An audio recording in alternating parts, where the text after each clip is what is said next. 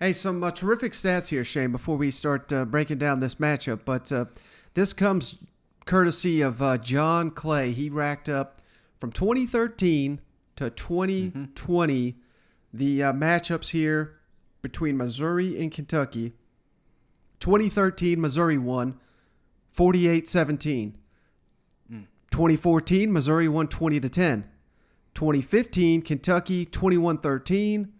2016, Kentucky won 35-21. 2017, Kentucky won 40-34. 2018, Kentucky won 15-14. 2019, Kentucky won 29-7.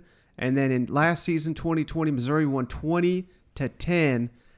And the only reason I threw out all those damn numbers, Shane, I know you're not a numbers guy.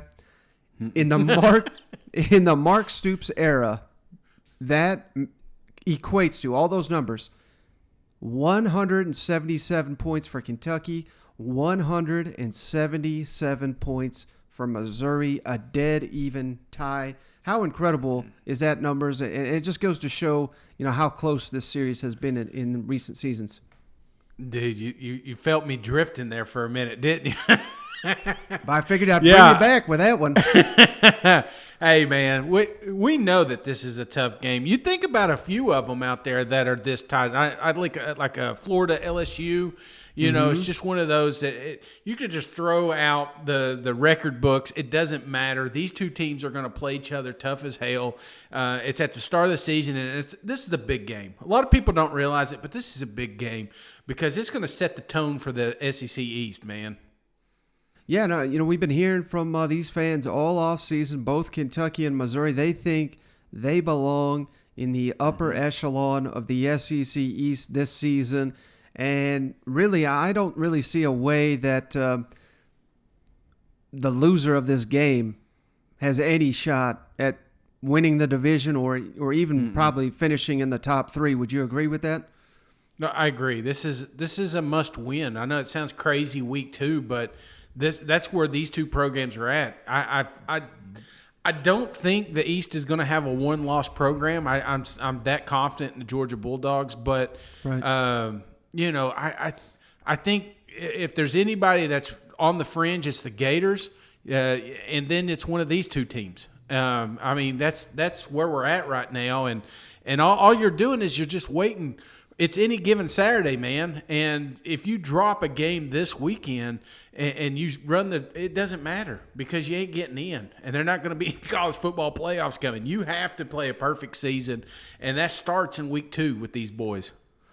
Yeah, and I think, adding a level of intrigue to this matchup, Shane, of course, I just went over how close this thing has been, but Missouri, of course, went out and got Steve Wilks from the NFL.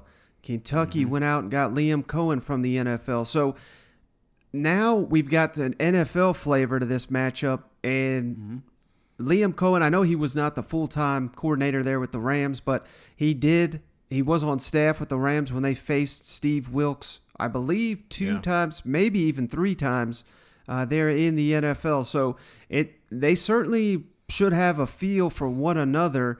I believe the Rams won all those matchups, but again, that doesn't mean much for Saturday's action. But I'm just fascinated to see, Cohen's offense. We're all loving it after what they did against ULM, but obviously the competition gets a lot stiffer, and the same for Steve Wilks. 9 sacks. They were all over the field against Central Michigan. Now it's a true test with going on the road to the Kentucky Wildcats. So this right here is, man, I love this Texas-Arkansas. I think that's, a game I'm really looking forward to, but obviously this Kentucky-Missouri's got a lot more importance here when it comes to the SEC. So it's kind of like 1A, 1B here for me. These two games I just cannot wait to see what happens. It's going to be great, man. And I think there was – I think you watch it. I felt like Mizzou tried to hold a little bit back for this week. I felt like Kentucky tried to do the same thing.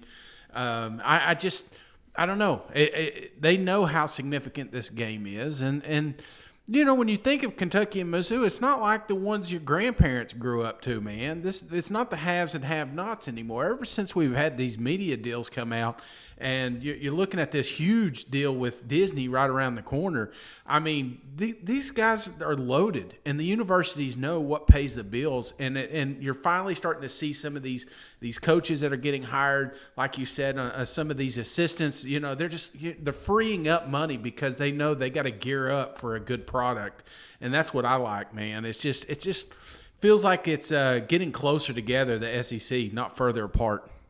Other than Alabama.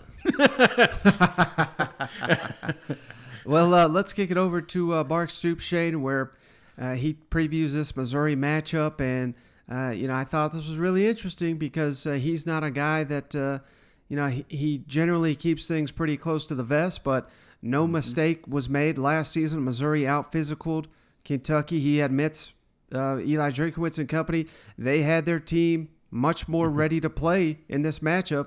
And Mark Stoops makes a promise here in his first media availability of the week. Last year, they were pretty physical. Missouri was. You guys, it seemed like it looked uncharacteristic almost. I know there were some extenuating circumstances, obviously, on your end, but from what you saw this week, do you think that you'll be able to take that? No, I think your observations are very fair and very correct. I didn't like the way we were. They played more physical than us, a year ago, and that is uncharacteristic, and I don't particularly like that, and so we need to be much more physical this year. Mark, Missouri new defensive coordinator was Steve Wilkes, guy who has NFL experience. What do you see from him? Yeah, they're aggressive. They were heavy dose of man coverage in this first game and very aggressive, and a bunch of guys at the line of scrimmage. So we're going to have to win some one-on-ones. That's for sure. We're going to have to play physical, and we're going to have to win some one-on-one battles. But very aggressive defense, very much crowding the line of scrimmage. So we've got to beat some man coverage. We need to play with that mentality, and we certainly need to play with it this week, as it was just pointed out in here. His team was more physical than us a year ago, and we don't like to play that way. Mark, you guys had held the upper hand over Missouri for quite a few games till that. It seemed like they were really motivated to kind of put that aside. Do you sense that this is kind of a good rivalry in both directions? I sense that they were much more prepared to play last year than we were, and that's on me, and so I could promise you that's not going to happen again. Mark, what are the challenges of defending Connor passing? Yeah, Connor is a very good player. We know very well. I have great respect for him. He came in last year and just did a remarkable job. I thought he was extremely poised. He has that ability to create space when he needs to and keeping his eyes down the field and extending plays. And, just he's one of those guys that are very good, that are, aggravating to a defense, does what he has to do, whether he has to scramble by time, move in the pocket, scramble for a first down, you name it, he'll do what he has to do. But very good player. All right, Shane, so how about it? I mean, my God, I've never seen Mark Stoops come out here and make this kind of a vow here, looking forward to not only any game, but the SEC opener. So I don't know about you, but that really opened my eyes. I mean, what's opened my eyes, Mike, is just the fan base this week. I mean, it's ever since they saw that they've got a quarterback that can throw more than 20 yards down the field. Man, the Twitter boards have been lighting up. The Kentucky fan base is hungry, and I love that, man. And then you got Mizzou sitting over there too.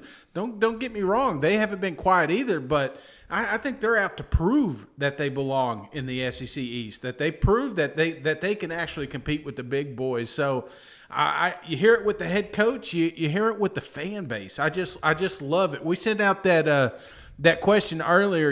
If you could summarize your team with a GIF, what would it be? And it blew my mind just how many Kentucky fans are on cloud nine right now, and they should be because they finally got a balanced product.